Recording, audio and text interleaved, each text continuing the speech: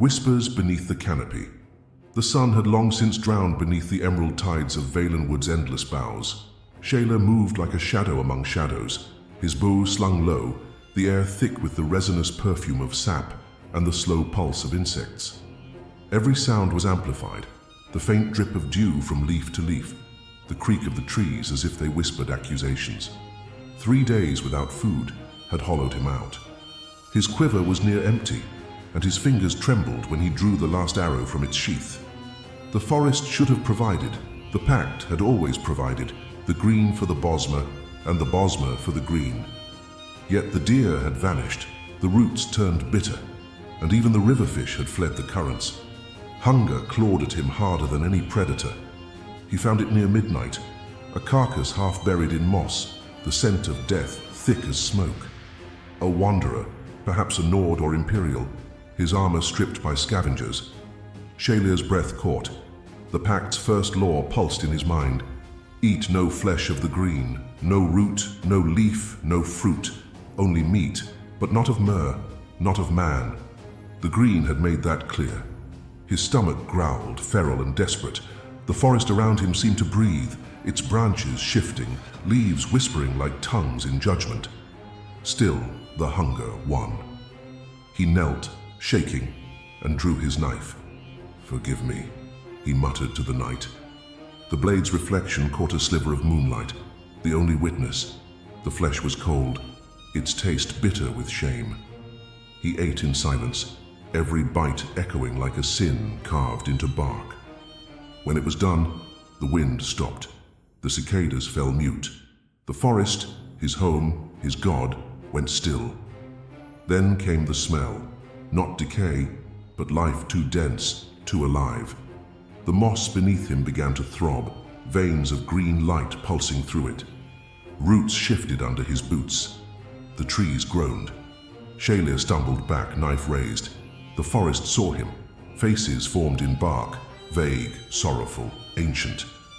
Eyes of sap and leaf turned toward the trembling hunter. A voice, not heard but felt, rippled through the marrow of every tree. "You have taken what was not yours, you have broken the accord." Shayla fled. Branches reached for him, clutching at his tunic, drawing thin lines of blood. The forest's breath followed him, low, mournful, relentless. When he reached the glade where he had once prayed, the sacred totem had rotted through. Its carved face was now a hollow, and from within it, something whispered his name. He fell to his knees, bow forgotten, heart hammering like a drum of war. The moss writhed beneath his palms, warm as flesh. The voice rose again, layered and eternal. "The green remembers."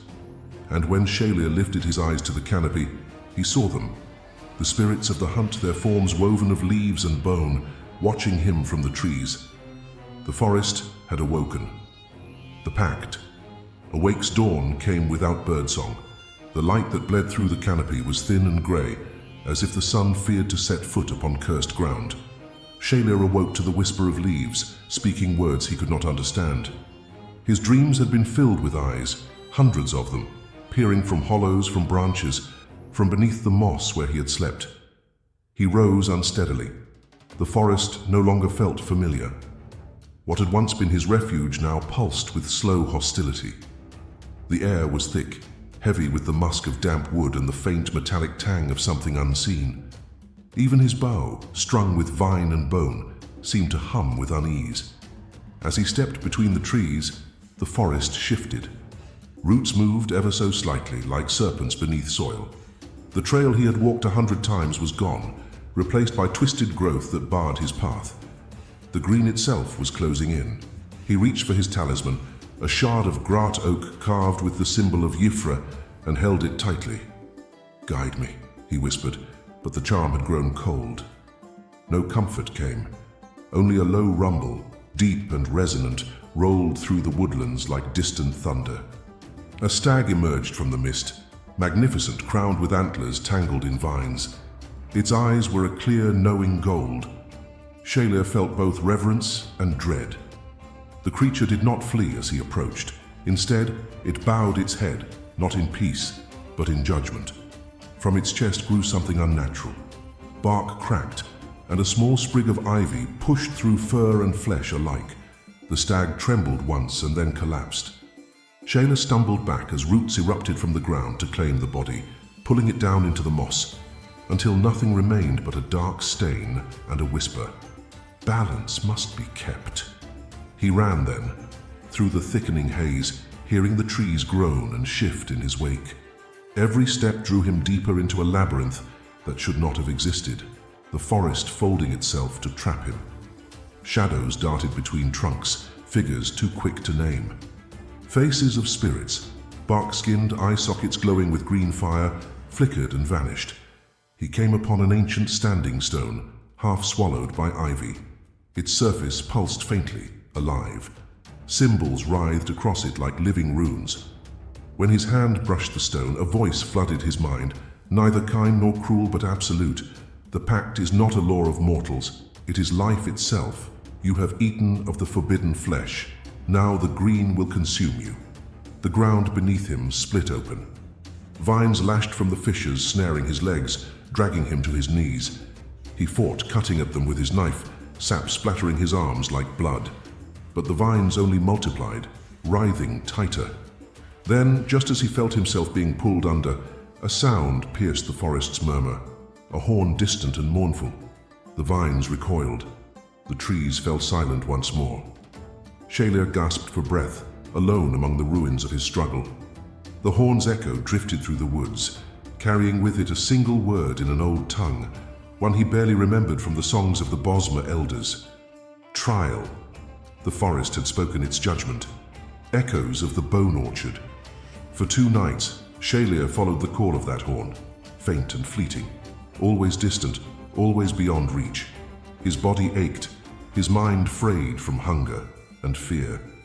The forest watched, each branch bent slightly inward, every rustle timed with his breath. There was no silence in Valenwood now. Even stillness carried eyes.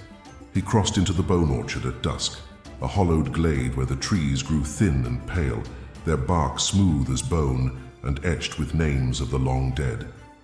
Here, the pact breakers were buried, or what remained of them. The air hung heavy with ash and memory.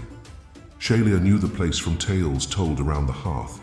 Those who defied the green were not burned nor buried. They were returned. A low voice greeted him from the shadows.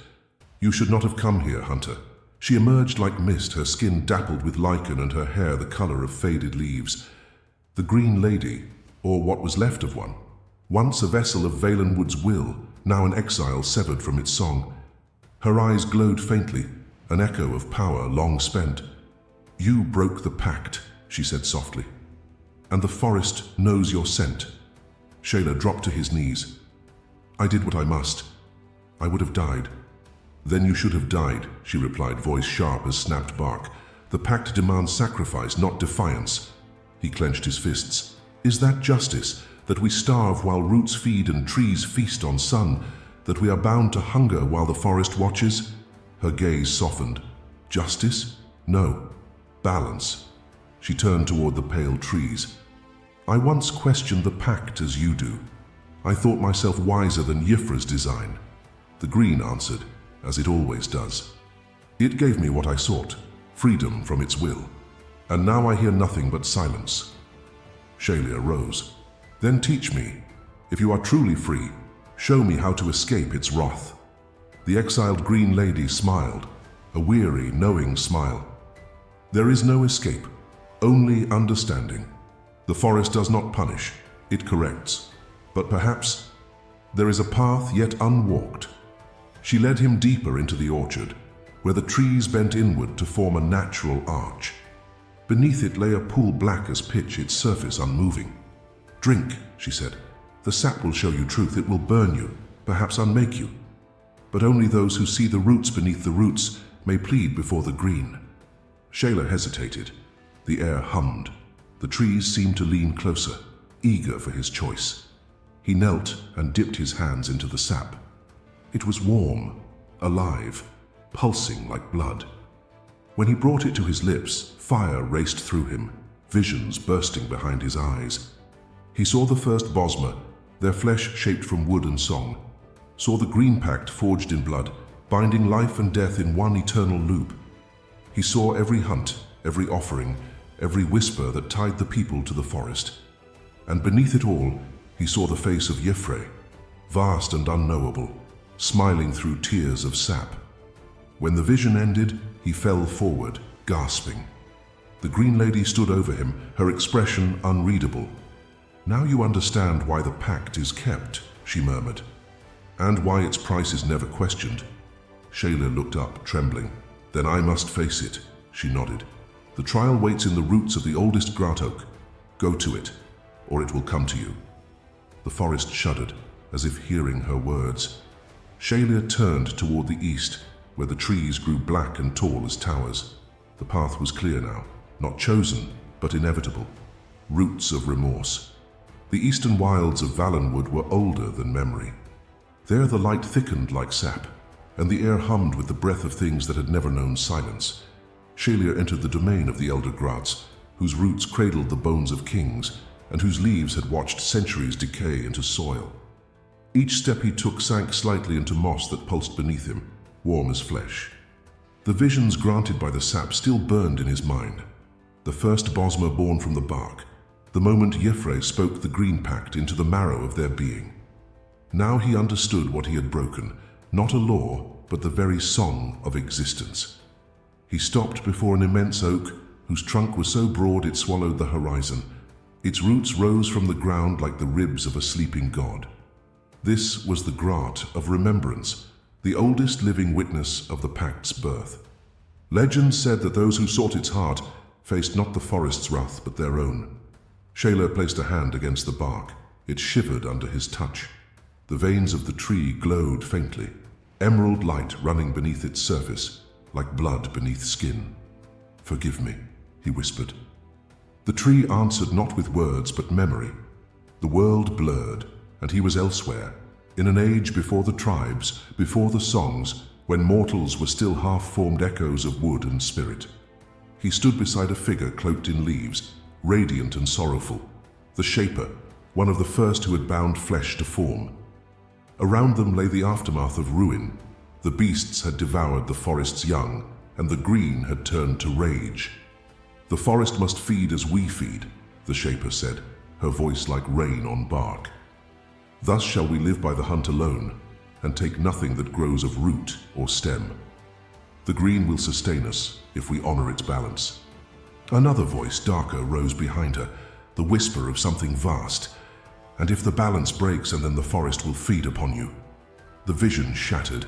Shayla gasped and fell to his knees, hands pressed to the soil.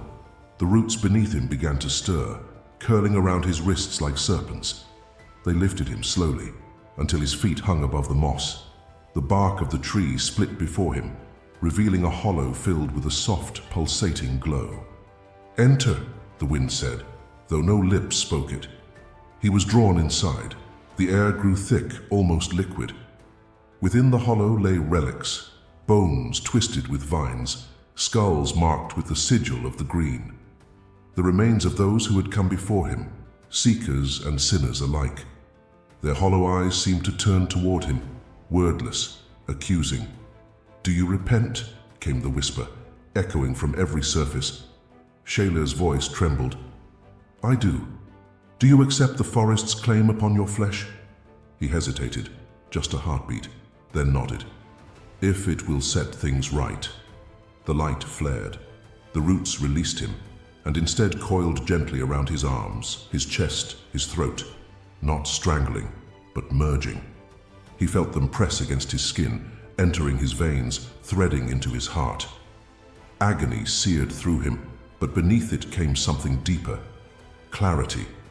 He felt the pulse of the green, every leaf, every worm, every creature moving in the endless rhythm of life, devouring life. Tears streamed down his face. "I see it now," he whispered. "The cycle, the mercy in the hunger."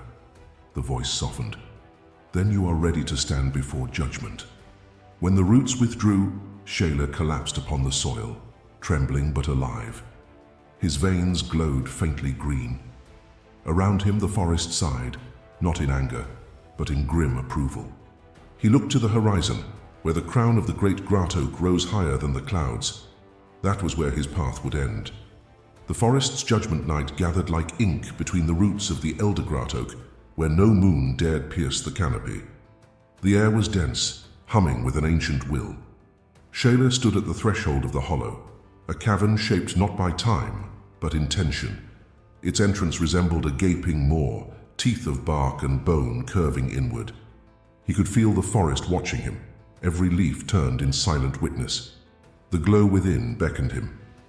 As he stepped forward, the ground quivered, and the roots shifted like veins beneath the skin of the world. The deeper he went, the more the forest's murmur condensed into words, not spoken aloud but echoing inside his mind, in the language of wind through branches and sap beneath bark. You have eaten of the forbidden flesh. You have severed the song.